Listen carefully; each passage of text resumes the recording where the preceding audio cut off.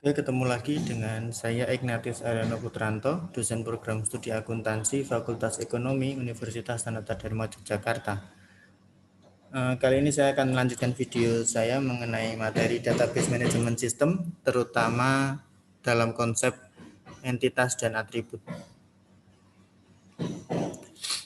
Kalau di video sebelum ini yang saya sampaikan itu terkait dengan beberapa hal mengenai penamaan entitas ketika kita membuat entity relationship diagram atau diagram hubungan antar entitas. Nah, maka sekarang video kali ini kita akan membahas tentang atribut dalam pembuatan ERD. Oke, apa sih atribut itu?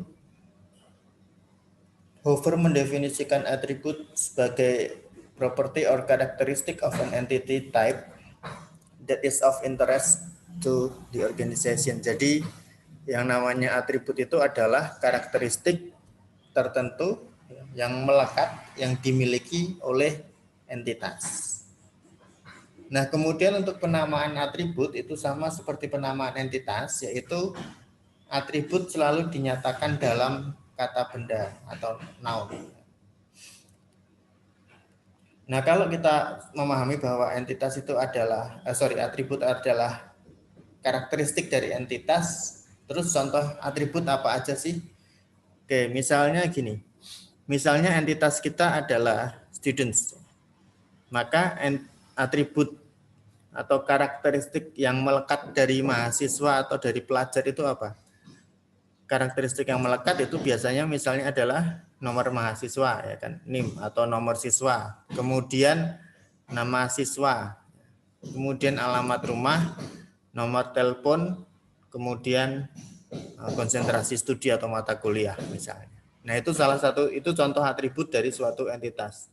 Kenapa disebut atribut? Karena nama mahasiswa, nomor induk mahasiswa, kemudian alamat mahasiswa dan lain-lain itu kan hal-hal yang melekat pada setiap mahasiswa. Contoh yang lain, kalau misalnya entitasnya adalah mobil, maka ada beberapa atribut yang bisa kita lekatkan. Misalnya nomor plat kendaraan bermotor, ya, itu kan atribut, ya. Setiap kendaraan pasti punya ID-nya. Kemudian warna, tipe, merek, ya, dan lain sebagainya. Jadi intinya adalah setiap entitas itu pasti memiliki karakteristik yang melekat pada diri mereka. Nah, karakteristik inilah yang disebut dengan atribut. Oke, terus bagaimana memberi penamaan atribut? Kalau di video yang sebelum ini, kalau kita memberi nama pada entitas kan pakai huruf besar semua, ya. Caps lock-nya on. Jadi misalnya students, ya semua hurufnya huruf besar. Nah, kalau untuk atribut teknisnya, ini yang pertama adalah use an initial capital letter followed by lowercase letters. Jadi untuk penamaan atribut yang digunakan, yang pakai huruf besar hanya huruf di awalnya saja. Jadi misalnya seperti ini tadi. Misalnya student name yang huruf besar hanya S dan N. Jadi huruf yang mengawali kata dari atribut itu, itulah yang huruf besar, belakangnya huruf kecil. Itu untuk membedakan antara nama entitas dengan nama atribut. Kemudian yang kedua, nah ini yang contoh yang tadi, ya. If an attribute name consists of more than one word, use a space between the words and start each word with a capital letter. Jadi seperti ini tadi student's name nih.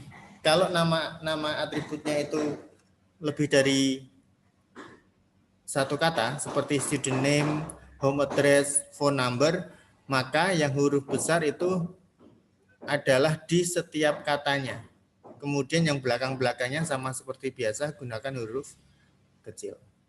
Nah, itu teknis penamaannya untuk membedakan antara penamaan atribut dengan penamaan entitas.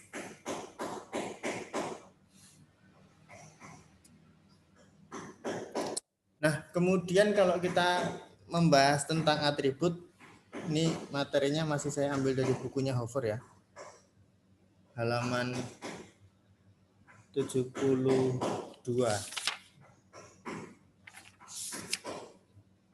sampai dengan 75 untuk video.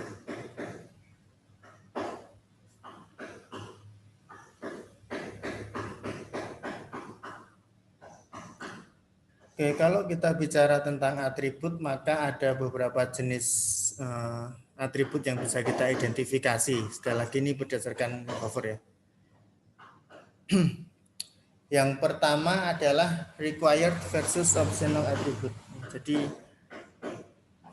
required attribute itu konteksnya adalah an attribute that must have a value for every entity instances with which it associated.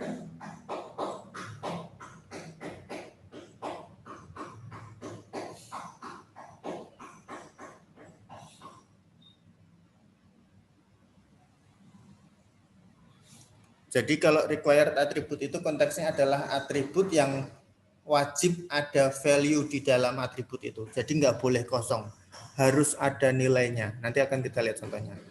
Nah, lawannya itu adalah optional attribute, yaitu an attribute that may not have a value for every entity instance with which it is associated. Jadi kalau optional attribute seperti namanya, atribut optional itu ya berarti bisa jadi atribut ini ada nilainya, tapi juga bisa nggak ada nilainya karena sifatnya opsional.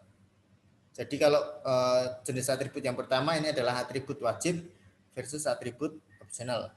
Wajib itu berarti harus ada value di dalamnya, optional itu berarti belum tentu ada value. Bisa ada value, bisa tidak. Nanti kita lihat dengan contoh.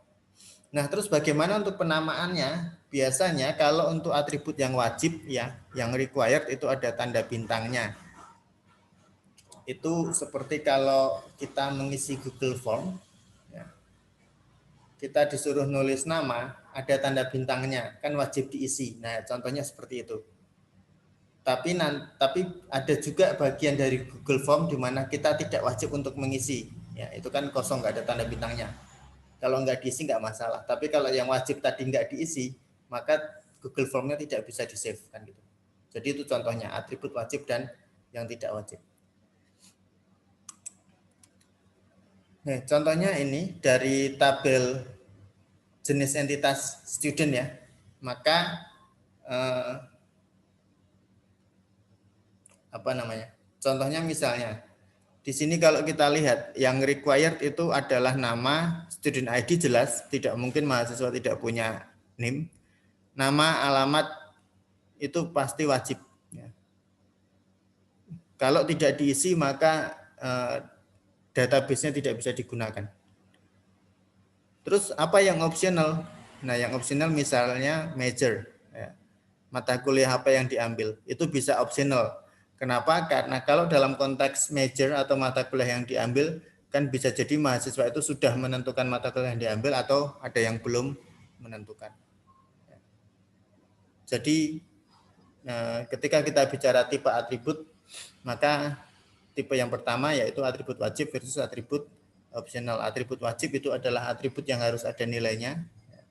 Tidak bisa kalau nggak ada nilainya, sementara atribut optional itu adalah atribut yang belum tentu punya nilai di dalamnya. Bisa diisi, bisa tidak. Oke, kemudian yang kedua, simple attribute versus composite attribute.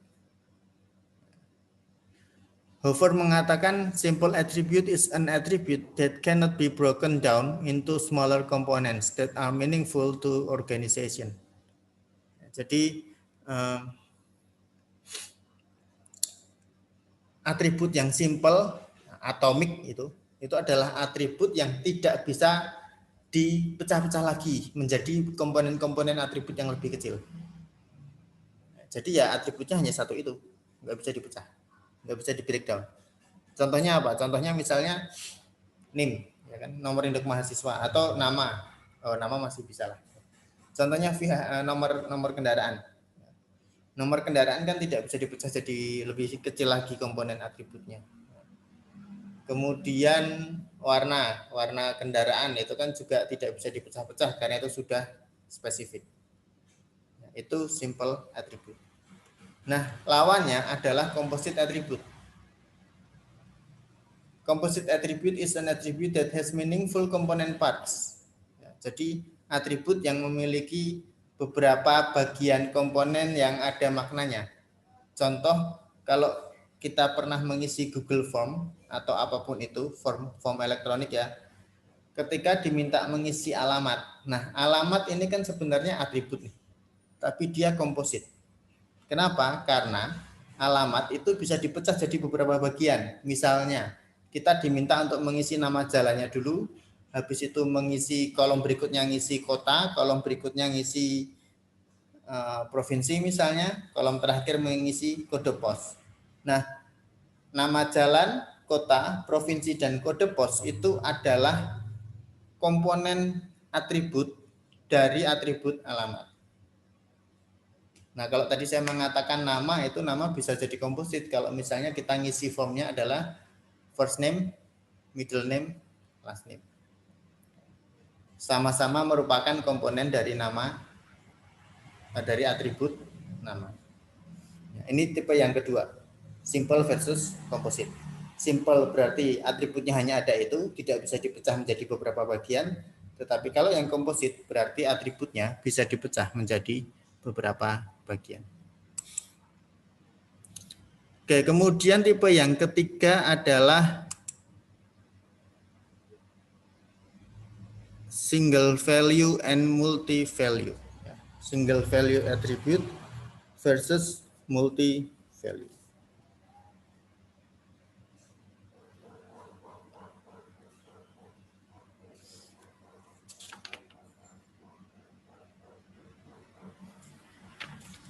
Kalau ini adalah pembedaan jenis atribut dilihat dari value atau nilai yang terdapat di dalam masing-masing atributnya. Single value itu konteksnya adalah suatu atribut hanya mempunyai satu nilai di dalamnya.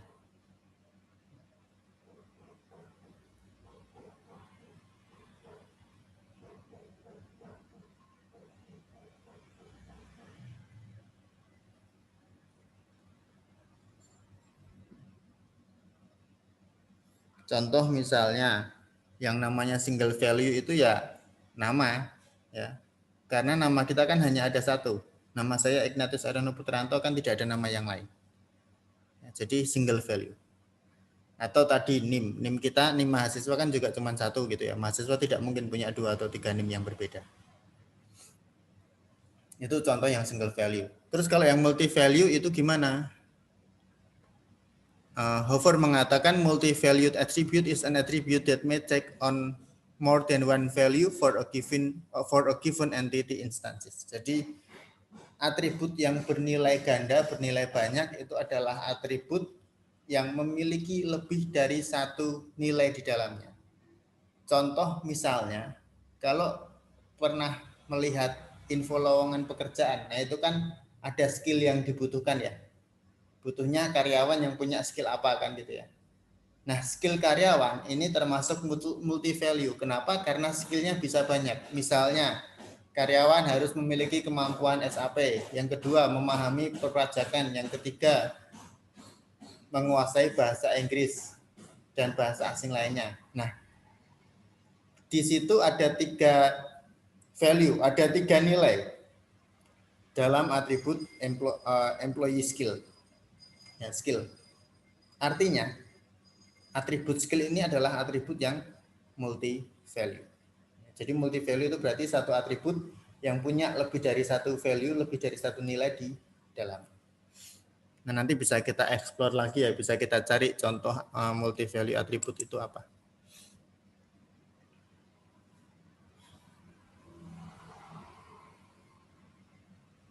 Nah, berarti apa dong bedanya antara multi value atribut dengan composite atribut? Ingat tadi composite atribut itu adalah atribut yang bisa dipecah jadi beberapa bagian kan gitu ya. Terus bedanya apa? Kan sama-sama value-nya lebih dari satu kan gitu. Nah, yang perlu diingat adalah memang harus hati-hati dalam menentukan apakah ini multi value atau composite. Karena sebenarnya ada konsep yang berbeda. Maka di sini disebutkan bahwa yang namanya multi value atribut itu atribut yang nilainya lebih dari 1 dan bisa muncul berulang kali di setiap karyawan.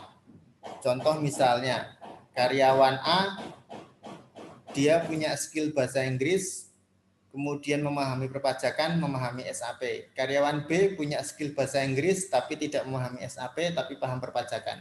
Karyawan C tidak punya skill bahasa Inggris tapi paham perpajakan, paham SAP. Nah, itu contoh muncul berkali-kali itu seperti itu di setiap karyawan. Itu berarti dia multi value. Tetapi kalau seperti alamat tadi itu kan komposit. Kenapa? Karena hanya muncul sekali di setiap karyawan.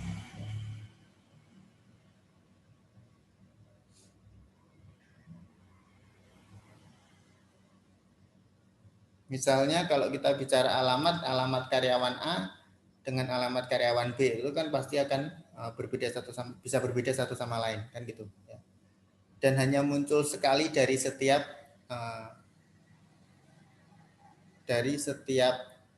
karyawan. Sementara kalau yang multi value bisa muncul berulang kali, beberapa kali bagi setiap karyawan.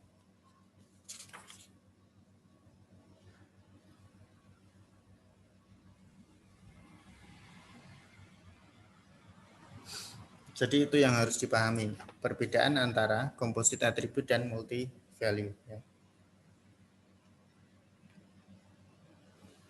Kalau komposit skill itu bisa muncul banyak kan gitu ya, bisa muncul berkali-kali. Ya. Misalnya tadi saya seorang karyawan yang memahami bahasa Inggris, memahami SAP, memahami perpajakan, memahami sistem informasi, nah itu kan banyak sekali. Tetapi kalau alamat kan hanya muncul sekali. Ya, alamat saya, jalan apa, kode posnya apa, provinsinya di mana dan seterusnya. Kalau yang hanya muncul sekali itu berarti komposit, tapi kalau yang bisa muncul banyak itemnya itu berarti multi value. Oke, kemudian yang berikutnya adalah derive and stored attribute.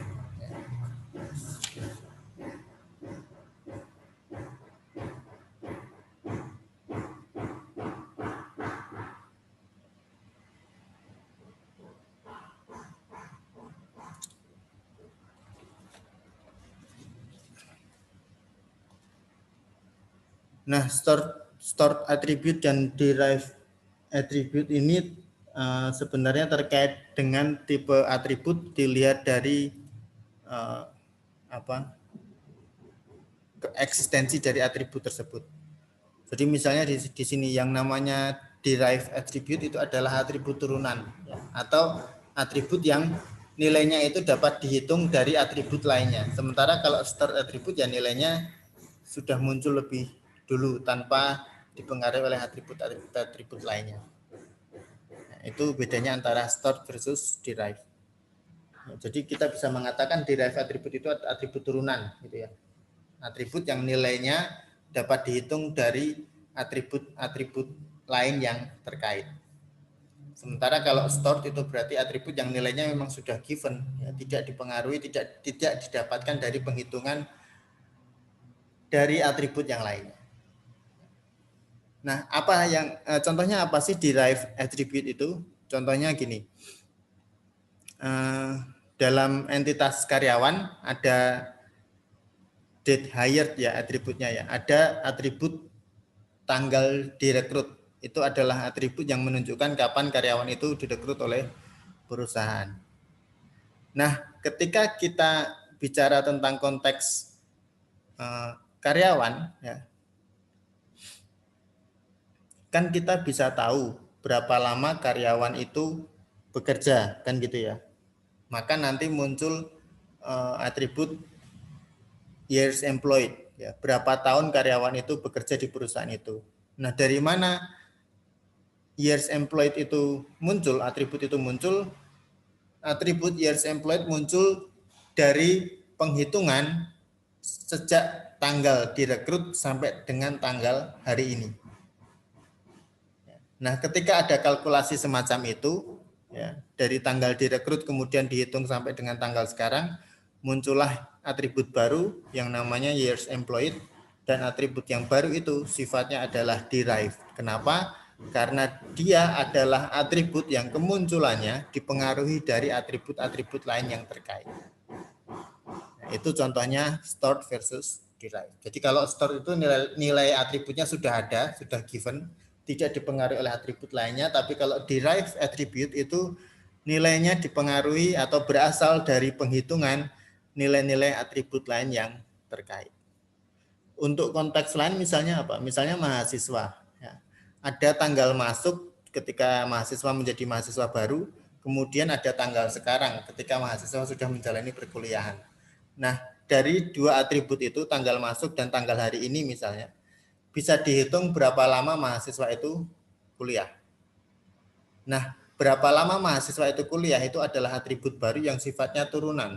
Kenapa? Karena atribut berapa lama mahasiswa kuliah itu atau periode kuliah itu berasal dari penghitungan atau kalkulasi antara atribut tanggal masuk mahasiswa sebagai mahasiswa baru dengan atribut tanggal hari ini.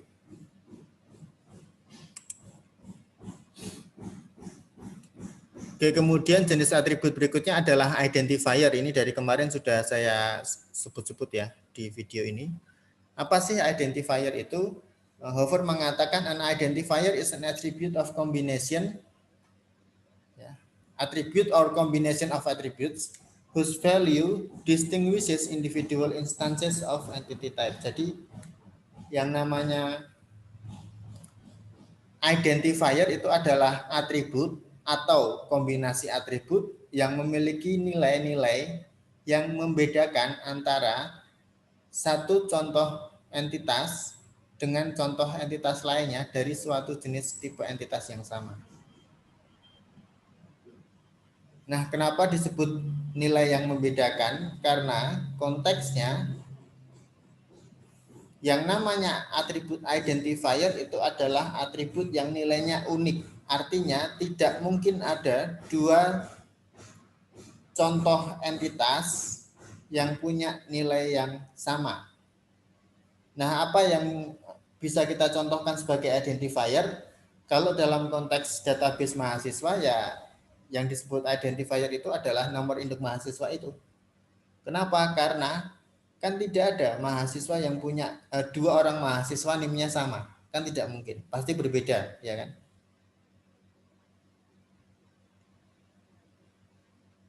Kalau nama mahasiswa sama masih bisa terjadi kan gitu ya. Misalnya yang perempuan nama depannya Maria semua nih, atau banyak yang namanya Maria, banyak yang depannya Patricia kan gitu.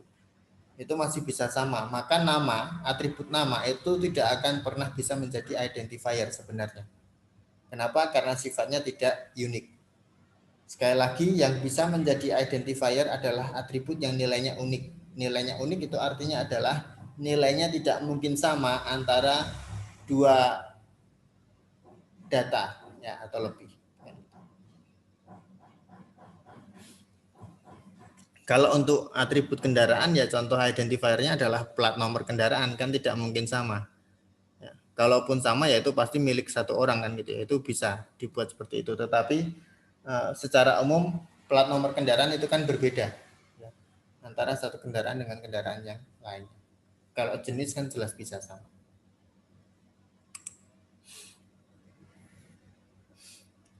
Nah, ini yang tadi saya sampaikan.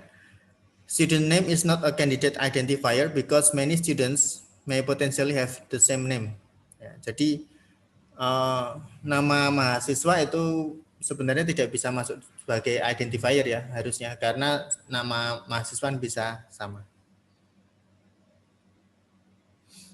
Nah, kemudian secara teknis kalau ada atribut yang berfungsi sebagai identifier atribut ya atau atribut penentu, maka harus ditulis dengan huruf tebal. Identifier written in bold text ya, harus ditulis dalam huruf tebal.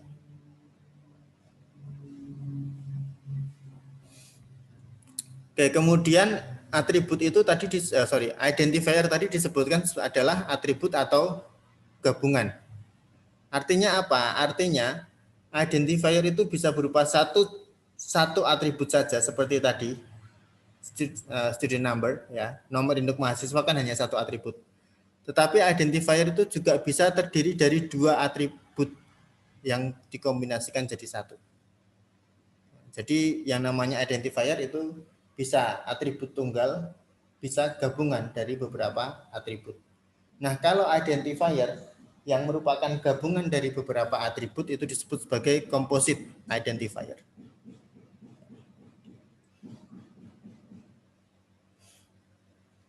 Contohnya ini, tadi saya mengatakan nomor mahasiswa student ID itu identifier karena unik ya kan, maka harus ditulis huruf tebal dan di garis bawah. Ini sebagai penanda bahwa dari sekian banyak atribut inilah identifiernya kan gitu ya. Dan wajib diisi. Kan tidak bisa kosong. Itu kita sebut simple identifier. Kenapa? Karena hanya terdiri dari satu atribut. Tetapi ada identifier yang terdiri dari dua atau lebih atribut. Maka muncullah istilah composite identifier.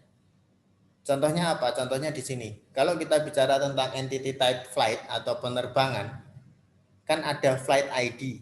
Ya, flight ID atau kode penerbangan. Nah, kode penerbangan itu apakah identifier tunggal? Ternyata enggak. Kenapa?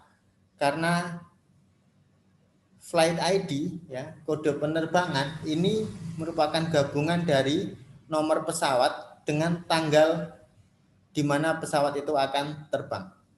Ya, misalnya Garuda GA271.